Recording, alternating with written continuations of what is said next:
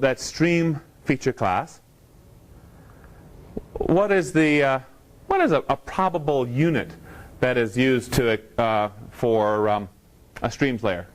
What's our coordinate system going to be, most likely, very likely?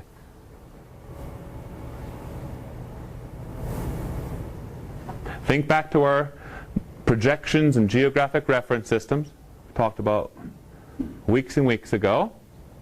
Recall some of that stuff. What are our options?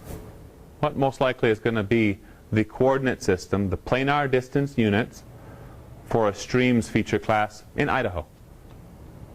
Make it easy for you. What do you think it might be? State plane? Okay, but what would the units be? If you're using state plane coordinate system, meters or feet. Right, yeah, meters or feet. Idaho transverse Mercator, what's that going to be? Planar distance units? Meters. Universal transverse Mercator? Meters. Okay, well now, for the goodness sakes, someone's asking us for how many miles of stream? Huh. Well, we didn't ask that originally. I throw that in here because we need to, as GISers, be able to communicate our results. Because GIS is a decision support tool, and the GISer is typically not the decision maker. We're the ones doing the analysis, the spatial analysis, spatial operations, whatever it is.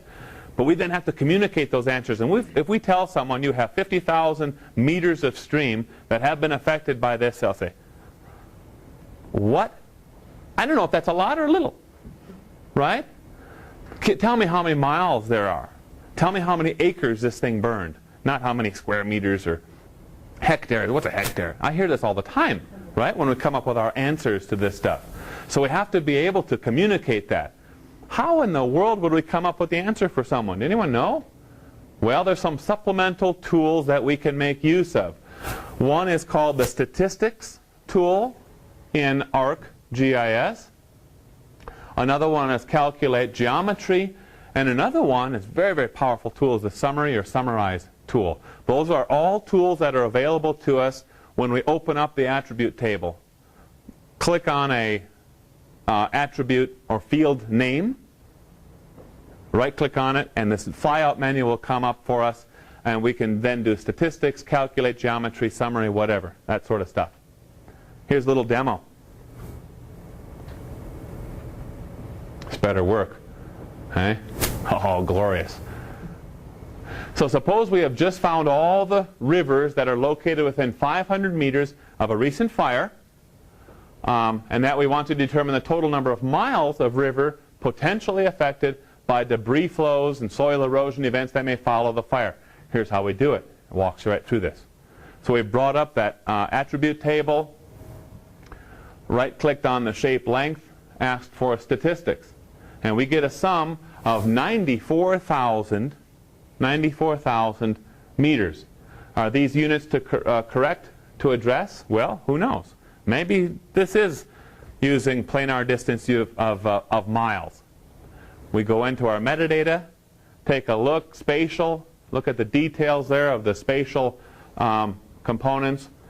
We find out, no, this field contains meter data. Okay? So we need to make a conversion.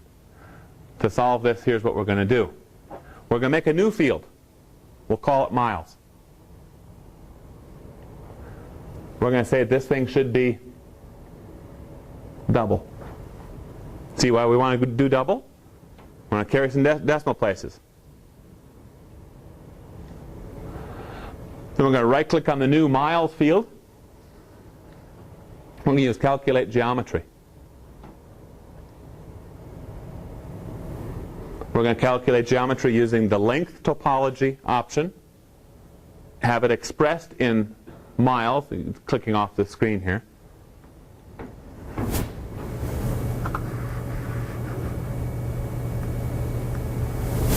Oops. Too far now. Miles has been populated. It's kind of grayed out there. Now we can do the statistics and find out the total number of miles. See that? We have a lot, just as an FYI for you, we have a lot of these flash videos that we've put together over the years on some of the more complicated things. If you want to find flash videos, what you can do is simply go to the GIS Center's website. On the main page there, and there's some spaces between it. There's a little thing called FAQ Help, Frequently Asked Questions and Help. Go into it. And then I think the first click there is some frequently asked questions or something like this. There's a whole list of different tools or different processes that we've already written, PDF files for very, very complicated stuff for you, as well as accompanying flash video for the real complicated steps. And you can just take these things, start playing them, pause it, do the same thing on ARC, play it, pause it, do it, all the stuff like this, and it'll walk you right through some fairly complicated procedures. Okay? So you can feel free to take advantage of that resource as well. Oh no, I better not do that, huh?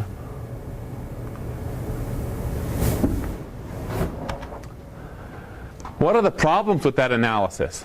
So we took the fires, buffered them by 500 meters, then we went ahead and did the intersect or clip. We could have done that. That's fine.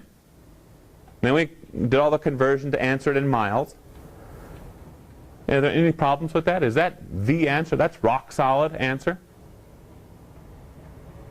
Depends on the question you're asking. Okay, how many miles of stream are potentially affected or are affected by that fire? Okay, within, and we're going to say, well, we're going to buffer it out a little bit just to make sure we have we've encompassed all the little places that have been burned or partially burned by the fire. Okay? So we wanted to absorb some error, so we go 500 meters. That may be a little bit too much, but that's what we did. And we say, how much stream is going to be affected by this? Miles of stream is what our question really was. It tells you how many miles are within that area. Uh-huh. Not whether they'll be affected or not. Yeah, what do you mean by that? Keep going on that. How could it not be affected? Depends on what the effect you're looking for. Yeah, yeah. It's canopy cover that might be burned, Right. whether it's soil deposited into the river. Right, uh-huh. On some of these, and that's good points from an ecological natural resources sense. That's right too. So there's some problems with analysis in that context. In strictly a GIS context, is there any problems with our analysis? Or in a strictly GIS context, is this a rock-solid answer? I think if you're doing a buffer like that, then you're kind of saying that everything within that buffer is the same. Everything, whether it's maybe it's rocky, maybe there's different elevations. Okay. There's things that won't naturally affect the river itself. Mm-hmm. Right. Yeah. But that's real world again. Kind of blanketing it, saying that all of this will be affected if it's within this. Right. Yeah. That's real world. That's good. That's another error. Right. Yeah, go ahead. Are you kind of looking at things linearly? You're not deciding whether the fire was upslope or downslope? There we go. You need to get it. We haven't taken that topography because that water's flowing downstream. And maybe when we did some of this buffering type of stuff, or even in the existing fire perimeter, some things are, at a higher elevation, even on the other side of a hill, and it's not ever going to come into that individual stream, right? So yeah, there's some real-world type of errors. There's even some GIS type of errors in that sort of analysis. That brings us into, well, how can we fix it? And the way that we can fix that is to start introducing what we call digital terrain modeling into our problem, into our analysis. So digital terrain modeling uses the spatial analyst extension of ArcGIS, and of course, this extension is written to do raster processing. That's all it does, spatial analyst extension. What is it? Digital terrain modeling. Well, it's using computers and digital or digitized data. Terrain, another word for it, topography, relief, hypsography, that sort of stuff. And modeling is where we address a complex problem using only one or two variables known to or believed to influence the problem. Pretty simple. Digital terrain modeling. Applications include slope analysis, aspect, inflection, viewshed, analytical hill shading, water flow, watershed, and data visualization. And I don't think poorly of data visualization. It is extremely important that we be able to communicate our results in the world of GIS. And all the other stuff up on top here is heavy-duty analysis, good analysis, lots of number crunching, that good stuff. Data visualization down there is just for good looks, but it's important. Right? We have to be able to communicate our answers, and maps, as you know, are very, very powerful communication tools. Let's look at each of these. Start off with slope. The equation, generic equation, to derive slope, so of course we need to have a elevation model to begin with, a DEM, raster DEM to begin with, and then we're going to do this rise over run equals slope. Okay, rise over run equals slope. Let's say that our DEM is very, very simple. 3 by 3. This is a 3 by 3. Sometimes it's called a window. Sometimes it's called a kernel with a letter K. Not, yes sir, Mr. Fried Chicken. Okay, not that. Kernel with a K. E-R-N-E-L. And it's also sometimes called a neighborhood. 3 by 3 neighborhood. Okay, so 3 by 3 window, neighborhood, kernel, whatever you want to call it. But in this case, let's say that our entire DEM is just 3 pixels by 3 pixels. And what we're going to do is, we use the roving window technique. We use the roving window technique, which means we would start here.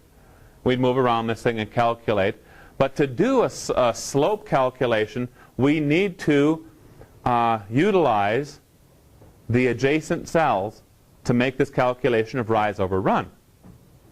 We cannot do a slope calculation with only one value, because we need to calculate rise and run. So whenever we do these sorts of derivatives, and this is what we would call a first derivative, digital terrain modeling technique. It's called first derivative because it is a initial product that we can make from a raw DEM. Okay, so it's a first derivative. What we do then is we typically, at a minimum, use a 3 by 3 window. Okay, the center pixel is called our focal cell, and that's the one that we are calculating slope for. We're calculating slope for the focal cell using the 9 adjacent pixels. Follow that? All right, so let's start off with the first part of this equation, rise. How do we calculate rise? Let's start here. Let's start in a north-south direction. What's our rise going to be? 985 minus 970. 15, right? Okay, that's one estimate of rise. Let's see what happens if we use the pixels in an east-west direction. 990 minus 967. 23. It's not 15. Now we got 2 answers just for rise. What if we work in a diagonal? What is it? 50. 3 answers. This direction? 4 answers. Holy smokes. We haven't even talked about run yet. Well, let's do that now. What's our run going to be? How are we going to calculate run? North-south. Run for our focal cell. That's what we're calculating over, for slope of that focal cell. Has to be in context to how we calculated rise. So the critical question is, what's the size of the pixel, right? And let's go with a standard national elevation data set pixel size, which is what, do you know? NED data sets are now at 10 meters as a product of the SRTM, Shuttle Radar Topography Mission. Okay, so pretty much the nation, U.S., has gone to a 10-meter DEM data set called the NED. Okay, by the way, if folks want to use a seamless statewide national elevation data set for the state of Idaho, the NED data set. We are serving those as image